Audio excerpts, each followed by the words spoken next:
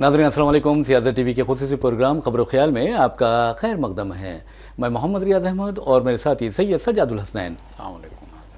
बहरहाल हम आपको ईद उल अज़हा की मुबारकबाद पेश करते हैं और आपको ये बताते हैं कि किस तरह रियासत तेलंगाना में जानबूझकर फ़िरका वाराना हम आहंगी को नुकसान पहुंचाने की कोशिश की जा रही है और इस सिलसिले में बैलों को यानी इस्तेमाल किया जा रहा है, चाहे वो फ़िरका परस्त बैल हों या फिर आप देखेंगे कि बैल वाले बैल हों। तो कहने का मतलब ये है कि जो बैल इस तरह की हरकतें कर रहे हैं उनके खिलाफ पुलिस को कार्रवाई करना बहुत ज़रूरी है और पुलिस ने कल की जो सूरत हाल से निपटा है वो गैर मामूली है, उसकी सताइश भी की जानी चाहिए। मिसाल के तौर पर आप देखेंगे कि किस तरह जलपल्ली में, किस तरह किशन बाग में, किस तरह आप देखेंगे कि मुशीराबाद में और किस तरह निज़ामबाद में अशरार ने शरपसंदी फैलाने की कोशिश की, फिर खबराना हम आहंगी को नुकसान पहुंचाने की कोशिश की। इस ज़िम्मन में अगर पुलिस सख्त कार्रवाई करती है तो यकीन मानिए कि हालात फौरी कंट्रोल में आते हैं। अगर पुलिस खामोश तमाशाई बनी रहती है तो फिर हालात ख्वाबों से बाहर हो जाते हैं। बहरहाल बहुत अच्छी पुलिस ने कोशिश की, इसके लिए पुलिस की सताइश की जानी चाहिए। लेकिन पुलिस को चाहिए कि कल जिन शरपसंदों ने माहौल को ख़राब करने की कोशिश की एक ऐसे शहर में जहां पर आप देखेंगे कि इंटरनेशनल लेवल पर सारे हिंदुस्तान ही नहीं बल्कि इंटरनेशनल लेवल पर हैदराबाद का नाम मशहूर ना आपसे नहीं बल्कि निज़ाम के दौरे हुकूमत से है, तो उस शहर को बदनाम करने की कोशिश की जा रही है। RSS के बारे में कहा जा रहा है, खुद उनके जो पेज है उस पर ये कहा जा रहा है कि इस तरह की यानी उसकी जो ज़ैली तंजीमें हैं उसके कारकुन उन्होंने ये कार्रवाइयाँ की है। मिसाल के तौर पर जलपल्ली में एक गाड़ी को आग लगा दी गई और आप अंदाज़ा कीजिए कि अब पुलिस का फ़र्ज़ बनता है कि गाड़ी को आग लगाने वालों की चुन चुन कर निशानदही की जानी चाहिए और उन्होंने नक्शे अमन के लिए काम किया है, ऐसे में उन्हें इबरतनाक सज़ाएं दी जानी चाहिए। अब मुशीराबाद में आप देखेंगे कि एक लड़का किस तरह मुसलमानों के खिलाफ जहर अफशानी करता है और माहौल को ख़राब करने की कोशिश करता है, परागंदा करने की कोशिश करता है। अगर इस तरह की कोशिश को पुलिस फौरी यानी सख्ती के साथ कंट्रोल करती है तो बहुत अच्छी बात है और पुलिस को चाहिए कि उस खाती को ऐसी सज़ा दिलाए और उसकी राउडी शीटर यानी कम्युनल राउडी शीटर खोल दे ताकि दोबारा वो इस तरह की हरकत ना कर सके। इसी तरह आप निज़ामबाद में देखिए सज्जा साहब, एक घर के 5 अफराद को जिनका पहले ही समाजी बाइकाट किया गया है, मुखाता किया गया है, उन्हें निशाना बनाया जाता है, तो वहाँ की पुलिस क्या कर रही थी ये भी एक सवाल पैदा होता है। और जहाँ पर छोटे छोटे गाँव में जिस तरह पंचायत का किरदार है, मैं समझता हूँ कि पंचायत का किरदार सिर्फ तरक्की के लिए होना चाहिए और किसी को जालिम को जुल्म से बचाना चाहिए, लेकिन मुसलमानों को निशाना बनाना ये बहुत बुरी बात है। तो बहरहाल ये खबर है जो हम तबसरा करने वाले हैं। तो चलते हैं सज्जा साहब के पास और सज्जा साहब आप ये बताइए कि अगर पुलिस इस पर तवज्जो नहीं देती तो यकीन मानिए हालात कंट्रोल से बाहर हो जाते।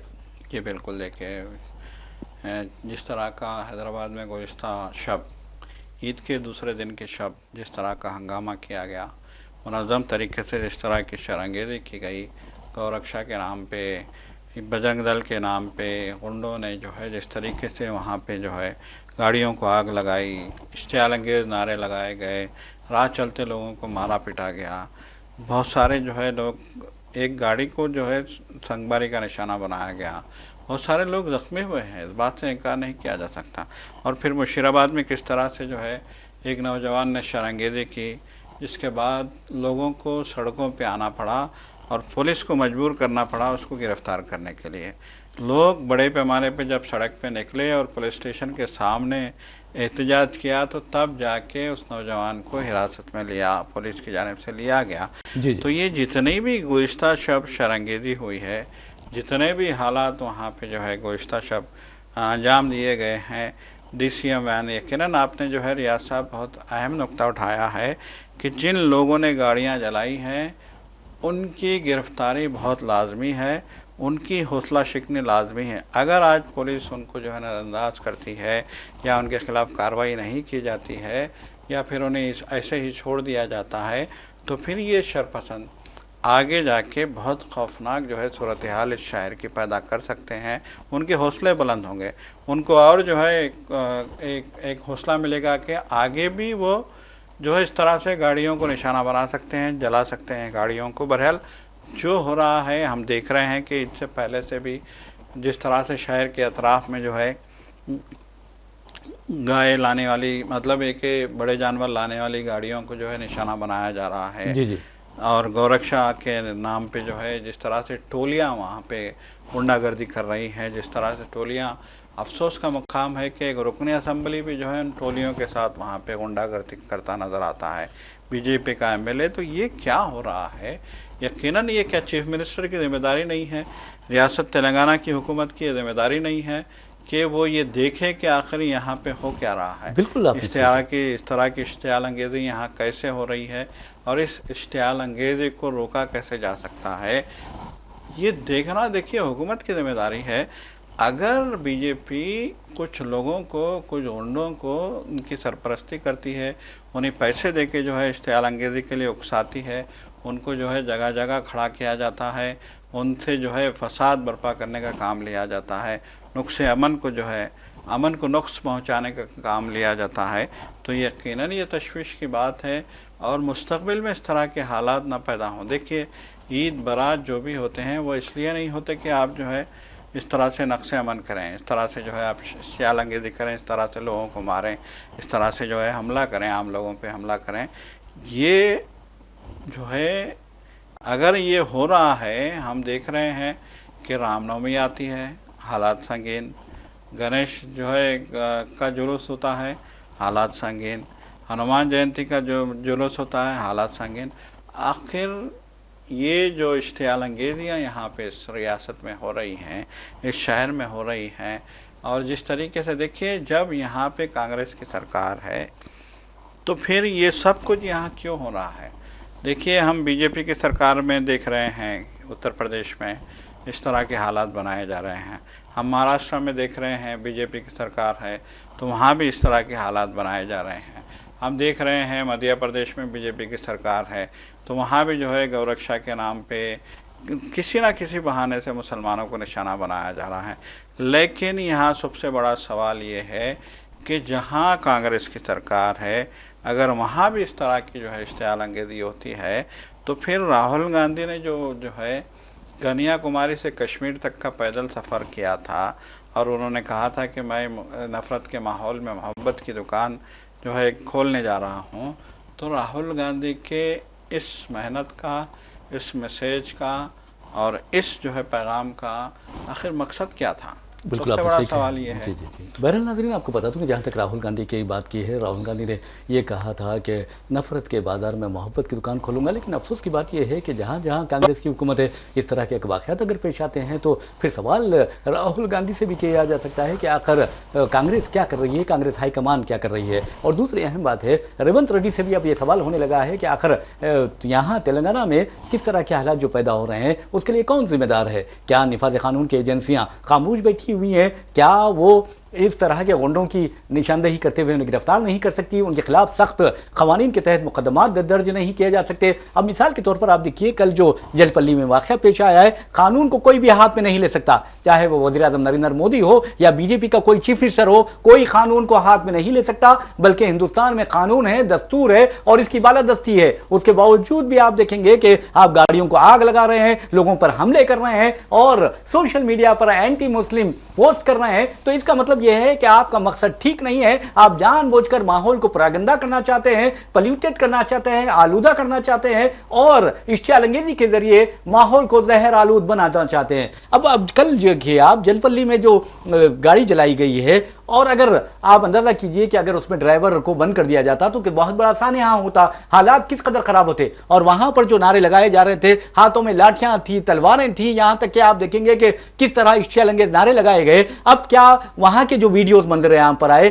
क्या पुलिस उस वीडियो फुटेजेस की मदद से क्या इन मुजरिमीन का, इन डाकुओं का, इन गुंडों का, इन शरपसंदों की निशानदेही करके उन्हें गिरफ्तार करेगी? यह एक अहम सवाल है और हम पुलिस से यह सवाल जरूर करते रहेंगे कि आखिर गुंडों को कैसे गिरफ्तार किया गया, उनकी तमाम फेहरिस्त मैं समझता हूं कि जितनों को गिरफ्तार किया गया उनके नाम के साथ सोशल मीडिया पर उनके फोटोज के साथ यह डालना चाहिए कि इन्होंने नक्शे अमन पैदा करने की कोशिश की, इस वजह से इन्हें गिरफ्तार किया गया। और इनके खिलाफ मुख्तलिफ दफात के तहत मुकदमात दर्ज किए गए और इनकी तस्वीर इसलिए जारी की गई है ताकि दूसरों के लिए ये ताज़ियाने इबरत बन जाए। आप अंदाजा कीजिए कि ये तेलंगाना है, तेलंगाना ये कोई शुमाली हिंद की रियासत नहीं है, जहां पर आप देखेंगे कि तेलंगाना में यहां पर तालीम याफ्ता लोग रहते हैं, यहां जानबूझकर अगर कोई माहौल को खराब कर रहा है। और सज्जाद साहब आप देखेंगे जब भी ईद आती है तो ऐसा लगता है कि ये गुंडे बाहर से निकल आते हैं और ये भी कहा जा रहा है कि पुलिस के साथ मिलकर ये लोग भत्ता वसूल करते हैं और ये लोगों जानवरों के नाम पर पैसा खाते हैं। तो आप अंदाजा किए जो अपनी मां को फरोख्त कर देता है तो वो किस तरह का इंसान होगा, वो सोचने वाली बात है। वो आज अपनी मां का सौदा कर सकता है तो कल अपने मुल्क का सौदा कर सकता है, ये सोचने वाली बात है। और दूसरी अहम बात यह है कि बड़े जानवर की जो कुर्बानी है, मुसलमानों को तो उस तरफ तवज्जो नहीं देना चाहिए। यकीन मानिए अगर 2 साल तक अगर हम नहीं खरीदेंगे ये बैल, वहां गाय का तो सवाल ही पैदा नहीं होता, गाय कोई नहीं काटता तेलंगाना में, जबकि बैल वो भी वेटरनरी डॉक्टर की जानिब से सर्टिफिकेट दिए जाने के बाद उसे उसकी कुर्बानी दी जाती है, वरना नहीं। क्योंकि किसान जो परेशान होता है, ऐसे बैल फरोख्त करता है किसान, गरीब किसान, जिसको आप गले नहीं लगाते क्योंकि कहते हैं कि ये तो निचली जात का है। तो आप अंदाजा कीजिए कि वो इसलिए अपने बैल फरोख्त करने पर मजबूर हो जाता है क्योंकि वो हल के काबिल नहीं रहते। जब हल के काबिल नहीं रहते उस गरीब का फायदा हो रहा है। और नाजरीन आपको बता दूं कि बकर ईद के मौके पर हिंदुस्तान की मईशत में मुसलमान जो है, हिंदुस्तानी मुसलमान 25,000 करोड़ रुपए से लेकर 30,000 करोड़ रुपए हिंदुस्तान की मईशत में अदा करते हैं। विद इन 3 डेज, 3 दिन के अंदर मुसलमान 25 से 30,000 करोड़ रुपए सरकारी खजाने में देते हैं, यानी किसानों का फायदा करते हैं। तो ये कोई आपकी कोई ईद, चाहे दशहरा हो, दिवाली हो या कोई और ईद हो, मैं चैलेंज से कह सकता हूं कि किसानों की इस तरह मदद नहीं होती जो बकर ईद में मदद होती है। और रमजान मुबारक के मौके पर आप देखेंगे जो खरीदारी मुसलमान करते हैं, कभी ये नहीं देखते कि ताजिर जो है, कारोबारी जो है, वो हिंदू है या मुसलमान है। तो आप अंदाजा कीजिए, खुद हैदराबाद में जो पटेल मार्केट है या अतराफ अकनाफ या सिकंदराबाद है या शहर के अतराफ अकनाफ जो मार्केट है, वहां के हमारे हिंदू ताजरीन ये कहते हैं कि रमजान मुबारक के दौरान जो उनका बिजनेस होता है तो 1 साल तक उन्हें बेफिक्री हो जाती है कि उन्होंने इतना बिजनेस किया होता है। तो ये ईदें होती हैं, इसके बावजूद भी आप इसको यानी नफरत का एक जरिया बनाते हैं, शैलंगेजी का एक जरिया बनाते हैं। तो ये अब रेवंत रेड्डी हुकूमत की जिम्मेदारी बनती है कि वो पुलिस से रिपोर्ट तलब करे और देखे जहां जहां गड़बड़ हुई है, कितने लोगों को, कितने शरपसंदों को गिरफ्तार किया गया है, कौन से मुकदमा दफात के तहत उनकी गिरफ्तारी अमल में आई है और उनको उनकी रॉडी शीट खोली गई है या नहीं खोली गई है। क्योंकि कम्युनल रॉडी शीट खोली जानी चाहिए इस तरह के लोगों की, और ये नहीं देखना चाहिए कि कोई MP आ रहा है, कोई MLA उनको बचाने आ रहा है, ये नहीं देखना चाहिए, बल्कि ये देखना चाहिए कि ये मजहब के नाम पर लोगों में नफरत पैदा कर रहे हैं। तो बहरहाल ये तो एक रही खबर नाजरीन। लेकिन आपको बता दूं कि वज़ीर आज़म नरेंद्र मोदी की अगर आप कैबिनेट का जायजा लेंगे तो एक भी मुसलमान नहीं है। तो नफरत उनकी देखिए क्या है, क्यों है, किस लिए है, ये तो नरेंद्र मोदी जानते हैं। फिर आप देखिए नरेंद्र मोदी के अरकान पार्लियामेंट का जायजा लें। नरेंद्र मोदी के अरकान पार्लियामेंट, बीजेपी के अरकान पार्लियामेंट में यानी लोकसभा में एक भी मुसलमान नहीं है। तो क्या नफरत है ये पता नहीं है। फिर आप उनके अरकान राज्यसभा कह लीजिए, जब कहा जाता है कि लोकसभा के लिए मुसलमान मुंतखब नहीं हो सकते तो फिर आप राज्यसभा की रुकनीत दे सकते हैं। तो बहरहाल उनके राज्यसभा के अरकान का जायजा लिए, एक भी मुस्लिम रुकने राज्यसभा नहीं है बीजेपी में। चलिए ठीक है, ये तो नरेंद्र मोदी है। नरेंद्र मोदी पर यह भी इल्जाम किए जाते रहे हैं कि वो मुसलमानों से तासुब, वो जानिबदारी बरतते हैं। लेकिन हम आपको लिए चलते हैं तेलंगाना में रेवंत रेड्डी की हुकूमत है, रेवंत रेड्डी की काबिना है, कांग्रेस की हुकूमत है। 18 माह हो चुके हैं और आपको बता दूं कि रेवंत रेड्डी की कैबिनेट में एक भी मुसलमान नहीं है। तो अब वो कहा यह जा रहा है कि मुसलमान MLA मुंतखब नहीं हुआ है। तो आप अंदाजा कीजिए कि एक नमक के कंकर की तरह एक MLC मुसलमान है कांग्रेस में। और आप देखेंगे कि आज दूसरी मरतबा तोसी हुई है, कल दूसरी मरतबा कैबिनेट में तोसी हुई है, मजीद 3 वजारतें बाकी हैं। तो बहरहाल ऐसा लगता है कि एक ही सिक्के के 2 रुख नजर आ रहे हैं। आखिर राहुल गांधी क्या कर रहे हैं इस बारे में, पार्टी हाईकमान क्या कर रही है, यह सवाल मुसलमानों के जहनों में फिर रहा है। और यह भी बताना जरूरी है कि खरगे हो या फिर राहुल गांधी हो, क्या उन्हें यह दिखाई नहीं दे रहा कि 18 माह हो चुके हैं और तेलंगाना में एक भी मुस्लिम वजीर नहीं है, जबकि मुसलमानों की आबादी 50 लाख है सज्जाद साहब। बल्कि 50 लाख से ज़्यादा ही है। जी जी, सिर्फ हैदराबाद में 50 लाख हो गई मुसलमानों की आबादी। आप चाहे जो है 50 लाख कर लें, कुछ कह लें, लेकिन एक बात तो वाज़ेह है कि इस रियासत के मुसलमानों ने मुत्तहिद होकर कांग्रेस को वोट दिया था। जी हाँ, जी हाँ। और मुसलमानों ही के वोटों की बदौलत कांग्रेस इक़्तिदार में आई। आने के बाद जो है वादा किया गया था कांग्रेस की जानिब से कि हम जो है सबको बराबर जो है नुमाइंदगी देंगे और सबका जो है ख़ास तौर पे मुसलमानों की फलाह व बहबूद के लिए इक़दाम किए जाएंगे। बड़े बड़े वादे किए गए थे, लेकिन अफसोसनाक पहलू ये है कि 1.5 साल से ज़्यादा का अरसा हो चुका है जी। और अब तक भी जिस तरह की सूरत हाल रियासत में है, जिस तरह की जो है हालात, एक अजीब पेचीदा जो है सूरत हाल रियासत की नज़र आ रही है। और देखिए किस तेज़ी से नाराज़गी जो है रियासत में बढ़ रही है कांग्रेस के ताल्लुक से। जी हाँ, जी हाँ। ये जो है ये राहुल गांधी, वो नोट करना चाहिए। मल्लिकार्जुन खड़गे, सोनिया गांधी, प्रियंका गांधी और मरकज़ी क़यादत को नोट करने की ज़रूरत है कि जिस रियासत में मुसलमानों ने केसीआर की बीआरएस पार्टी को मुस्तरद करके कांग्रेस को इक़्तिदार सौंपा था, उस रियासत में कांग्रेस के जो वज़ीर आला हैं या फिर कांग्रेस की जो क़यादत है, रियासती क़यादत, वो कैसे जो है यहाँ काम अंजाम दे रही है और कैसे मुसलमानों को नज़रअंदाज किया जा रहा है, ये बहुत बड़ा सवाल है। और ये दूसरी बहुत बात, बड़ा राहुल गांधी सवाल को ये है। भी देखना जी। चाहिए कि आखिर चीफ मिनिस्टर किसके इशारे पर काम कर रहे जी, हैं, बिल्कुल। ये देखने की ज़रूरत जी, है। बिल्कुल जी जी। बिल्कुल, ये भी देखने की ज़रूरत है। जिस तरह की जो है यहाँ की सियासत होती जा रही है, जिस तरह की पेचीदा सियासत यहाँ की होती जा रही है, इसको बगौर स्टडी करने की ज़रूरत है। मुसलसल कंप्लेन गई हैं मरकज़ को यहाँ की रियासती सरकार की जानिब से। अगर देखिए आम तौर पे होता ये है कि जो है जब रियासतों में कांग्रेस की सरकार आती है किसी भी रियासत में, तो रोल मॉडल होता है बाकी रियासतों के लिए।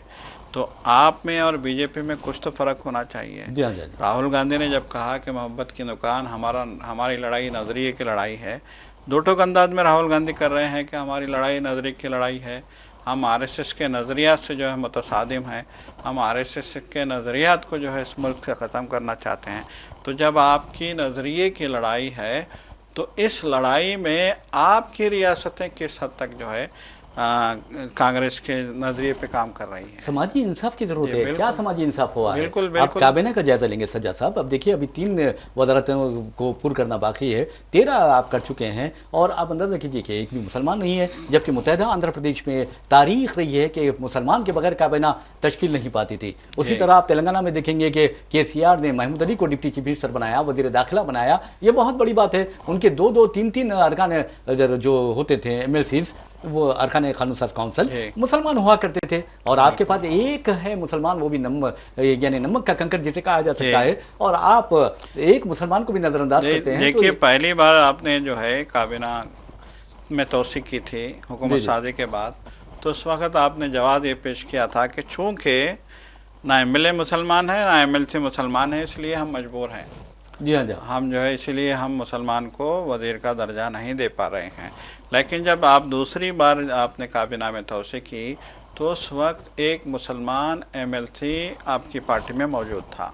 जी हाँ। लेकिन उसको जिस तरीके से आपने नज़रअंदाज किया है और जिस तरीके का जो है रवैया अपनाया है, ये सिर्फ एक MLC के साथ नहीं बल्कि पूरी रियासत के मुसलमानों के साथ जो है एक हैरत अंगेज जो है, मुसलमान कह रहे हैं, ये तो मुसलमानों के साथ तासुब है, बिल्कुल हैरत अंगेज सर्द मोहरी, हैरत अंगेज जानिबदारी, हैरत अंगेज तासुब कैसे मुजाहरा हो रहा है। और आप कल देखिए जिस तरह का चीफ मिनिस्टर का बयान आया है, कितना हैरत अंगेज बयान है कि चीफ मिनिस्टर खड़े होकर कह रहे हैं एक जलसे में कि बंडारू दत्तात्रेय की किताब की रस्म इजरा थी उनकी सवाने हयात पे मुश्तमिल, तो उसमें दो टोक अंदाज में कह रहे हैं कि मेरी स्कूलिंग जो है मोदी के साथ हुई, बीजेपी के साथ हुई, मेरा कॉलेज जो है मैंने कॉलेज तेलुगु देशम के साथ हुआ और मैं अब राहुल गांधी की जॉब कर रहा हूँ। तो आप अंदाज़ा लगाइए कि किस तरह का जो है एक चीफ मिनिस्टर का बयान अगर इस तरह का आता है, वो ये कहते हैं कि मेरी स्कूलिंग जो है बीजेपी के साथ हुई, तो आप अंदाज़ा लगाइए किस तरह का जो है नज़रिया वो पेश कर रहे हैं पब्लिकली। बहरहाल हम इस खबर पर बाद में तबसरा भी करेंगे, इंशाल्लाह तफसीली तबसरा करेंगे, मुलाजिमत की भी बात करेंगे। तो बहरहाल नाज़रीन आपको बता दूं कि जहाँ तक आरएसएस का सवाल है, आरएसएस नफरत पैदा करती है, राहुल गांधी ये कहते हैं, और राहुल गांधी ये भी कहते हैं ये बड़े बुज़दिल होते हैं, अगर इनको डराया जाए तो ये यानी भाग जाते हैं। तो बहरहाल अब आरएसएस सरबराह मोहन भागवत का एक बयान आया है। उन्होंने कहा कि आरएसएस वर्कर्स को हर घर से रब्त पैदा करने की ज़रूरत है, घर घर पहुँचने की ज़रूरत है, हिंदुओं को मुत्तहिद करने की ज़रूरत है। अरे मेरे भाई, हिंदुस्तान की जो आबादी है 142 करोड़, उसमें हिंदुओं की अक्सरियत है, तकरीबन 80 करोड़ से ज़ायद हिंदू है अगर आप कहते हैं। अगर आप ब्राह्मणों की बात करते हैं तो 3% है, और अगर वो अपने आप को सनातनी कहते हैं, लेकिन अगर आप SC ST BC और जो भी हैं कबाइली वगैरह जो भी हैं, अगर उनको हिंदू मानते हैं, क्योंकि आप के बारे में यही कहा जाता है कि आरएसएस का सरबराह आज तक कोई दलित नहीं बनाया गया, किसी दलित को, किसी कबाइली को आरएसएस सरबराह नहीं बनाया गया, ब्राह्मणी और आलाजात के लोग ही आरएसएस के सरबराह हैं, तो किस तरह हिंदुओं को मुत्तहिद करेंगे आप? आप अंदाजा कीजिए कि अगर कोई हमारी दलित बहन खाना बनाती है किसी स्कूल में, तो आलाजात के जो बच्चे हैं वो खाना नहीं खाते, तो आप किस बुनियाद पर ये मुत्तहिद करने की बात करते हैं? आप पहले तो उन्हें हिंदू समझिए, उसके बाद मुत्तहिद करने की कोशिश कीजिए। और दूसरी बात, मुत्तहिद करने की कोई जरूरत नहीं है, हिंदुस्तान पहले से ही मुत्तहिद है। और आपको तो ये कहना चाहिए था, आप अपने आप को एक सकाफती तंजीम कहते हैं हिंदुस्तान की सबसे बड़ी, तो आपको तमाम हिंदुस्तानियों के बारे में कहना चाहिए कि हिंदुस्तानियों को मुत्तहिद करने की जरूरत है, हर हिंदुस्तानी के घर पहुंचने की जरूरत है। आप खाली हिंदू हिंदू हिंदू लगाकर ऐसा ये तासर देते हैं कि हम हिंदुओं की बात करते हैं, जबकि आपको हिंदुओं से कोई लेना देना नहीं है, आपको दलितों से कोई लेना देना नहीं है, आपको कबाइलियों से कुछ लेना देना नहीं है। आप अंदाजा कीजिए कि दलित बच्चों के रेप के वाकयात होते हैं, आप दौरा नहीं करते, आप जाकर किसी दलित के झोपड़ी में वक्त नहीं गुजारते, आप उसकी मुसीबतों का जायजा नहीं लेते, आप उसकी परेशानियों को नहीं देखते, और कहते हैं कि हिंदुओं को मुत्तहिद करना है। कौन से हिंदुओं को मुत्तहिद करते हैं आप? और दूसरी अहम बात है सज्जा साहब, ये कहते हैं कि आज माशरा जात पात से पाक हो। कहां से पाक होगा? अगर मैं बताता हूं, कई ऐसे वाकयात पेश आते पा चुके हैं सज्जा साहब, एक आला जात का अगर कुत्ता भी है, कोई दलित छू ले तो उसके उस दलित भाई के हाथ काट दिए जाते हैं। ये है आपके यानी जो आपको दिया गया सबक, ये सबक है। पहले तो आरएसएस का सरबराह बनाइए किसी दलित को, और सबूत दीजिए कि हम जात पात में यकीन नहीं रखते। और दूसरी अहम बात है ये कि अगर इस तरह के जो वाकयात है आप सिर्फ हिंदू हिंदू करते रहेंगे, तो कभी कभी हिंदुस्तान तो कर लीजिए। ये बिल्कुल यकीनन ये एक अहम सवाल है कि आखिर कब तक जो है आप इस तरह की जो है इस मुल्क में जो गंगा जमनी तहजीब का गहवारा है, इस मुल्क में जिसकी बुनियाद सेक्युलरिज्म पर रखी गई है, इस मुल्क में जहाँ तमाम मज़ाहिब के लोगों को जो है अपने मज़हब के मुताबिक जो है चलने की, अपने मज़हब पे कारबंद रहने की पूरी आज़ादी हासिल है, इस मुल्क में आप आज आज़ादी के 70 साल बाद जो है आप एक जो है नफ़रत का एक माहौल पैदा करने की कोशिश कर रहे हैं। इस मुल्क में आप कह रहे हैं कि हिंदू मुत्तहिद होना चाहिए। इस मुल्क में आप जो है इस मुल्क के अवाम को जो है अदम तहफ़्फ़ुज़ के एहसास से दो चार कर रहे हैं। इस मुल्क के अवाम को, अक्सरियत को आप धोखा दे रहे हैं। यकीनन ये बहुत तशवीश की बात है, और ये जो सूरत हाल है ये इस मुल्क को मुत्तहिद करने का काम नहीं करेगी, बल्कि इस मुल्क में नफ़रत को बढ़ावा देने का काम करेगी। और ये बोलने से पहले आरएसएस के सरबराह को सोचना चाहिए था कि आप किसको मुत्तहिद करना चाहते हैं, किसके ख़िलाफ़ काम करना चाहते हैं, किसके ख़िलाफ़ नफ़रत आप भरना चाहते हैं, किसको जो है इत्तेहाद का दर्ज दे रहे हैं, और किससे आप जो है आप दुश्मनी कर रहे हैं। आपके रवैया क्या है, आपकी जानिबदारी क्या है, आपका तासुब क्या है, आपका नज़रा क्या है, ये सोचने की ज़रूरत है। देखिए आज के तरक्की याफ्ता दौर में अगर इस तरह से जो है माहौल जो है नफ़रत का माहौल बनाया जाएगा, अगर इस तरीके से एक मज़हब को या एक ज़ात के लोगों को जो है आप किनारे करने की कोशिश करेंगे, तो ये काबिल क़बूल नहीं है।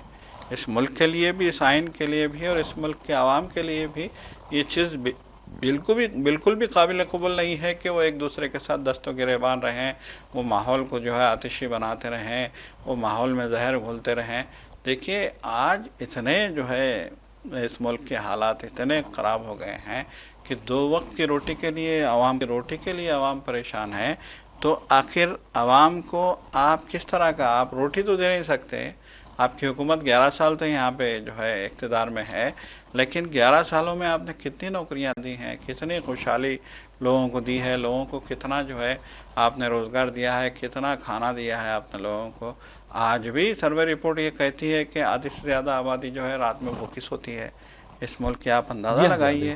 तो इस तरह के हालात में आप सिर्फ नफ़रत की जो है एक जो है अफीम दे के लोगों को जो है बहकाना चाहते हैं या मिसगाइड करना चाहते हैं, तो ये आपकी जो है बहुत ही ज़्यादा जो है हम ये कहेंगे कि ये आपकी सतही ज़हनियत की जो है अक्कासी करती है बात। मैं तो समझता हूँ कि हिंदुस्तान के दुश्मन इसी तरह की बात करते हैं, क्योंकि मैं समझता हूँ कि जो लोग बांटते हैं, जो लोग काटते हैं, वो अच्छे नहीं होते और मुल्क से गद्दारी करते हैं, जबकि जो लोग जोड़ते हैं वो मुल्क के मुहिब वतन होते हैं, यानी मुल्क से मोहब्बत करने वाले होते हैं। बहरहाल नाज़रीन, आपको थाना लिए चलते हैं। थाना में एक वाक़या पेश आया। गुंजाइश से ज़ायद लोग ट्रेन में सवार हो गए थे और चलती ट्रेन से लोगों के गिरने की वजह से 4 अफराद अपनी ज़िंदगियों से महरूम हो गए और 6 अफराद के बारे में कहा जा रहा है कि ज़ख्मी हुए हैं। जबकि अमेरिका के लॉस एंजलिस में आपको बता दूं कि एंटी इमिग्रेशन क्रैकडाउन जो चल रहा है उसके खिलाफ ज़बरदस्त एहतजाज हुआ और वहाँ पर जो नेशनल जो गार्ड्स होते हैं, ट्रंप ने नेशनल गार्ड्स रवाना कर दिए हैं। वहाँ पर आंसू गैस के शेल बरसाए गए हैं, रबर बुलेट्स चलाए गए हैं, रबर की गोलियाँ चलाई गई हैं और ये कहा जा रहा है कि अब नेशनल गार्ड्स वहाँ सूरत हाल पर कंट्रोल के लिए पहुँच चुके हैं। और दूसरी अहम बात यह है कि इसराइल की तो दरिंदगी का सिलसिला जारी है और इसकी सरपरस्ती कौन कर रहा है आप अच्छी तरह जानते हैं। तो बहरहाल इसराइल में 8 शिप जो गई है वहाँ पर मैडलिन, उसको इसराइली कमांडोज ने अपने कब्जे में ले लिया है। तो आप सारी दुनिया में उसके खिलाफ आवाज़ उठाई जा रही है और इसराइल के इस इक़दाम को इंसानियत के खिलाफ सबसे बड़ा जुर्म करार दिया जा रहा है। तो बहरहाल नाज़रीन, इस तरह की खबरें हमारे पास थी और हमने आपको उन खबरों तक पहुँचाया और बताया कि किस तरह के हालात हैं और हम यही चाहते हैं कि हमारा मुल्क तरक्की करे, खासतौर पर रियासत तेलंगाना में जो शर पसंद अनासिर माहौल को परागंदा करना चाहते हैं उनकी सर को भी ज़रूरी है और उम्मीद करते हैं कि पुलिस उनके खिलाफ ज़रूर कार्रवाई करेगी। बहरहाल नाज़रीन, इसी के साथ हम अपना प्रोग्राम खबरों ख्याल इख्तिताम को पहुंचाते हैं। अपने मेज़बान मोहम्मद रियाज अहमद और मेरे साथी सैयद सज्जादुल हसनैन को इजाज़त दीजिए। इंशाल्लाह फिर मुलाकात होगी, फिर बात होगी। तब तक के लिए अल्लाह हाफ़िज़। खुदा।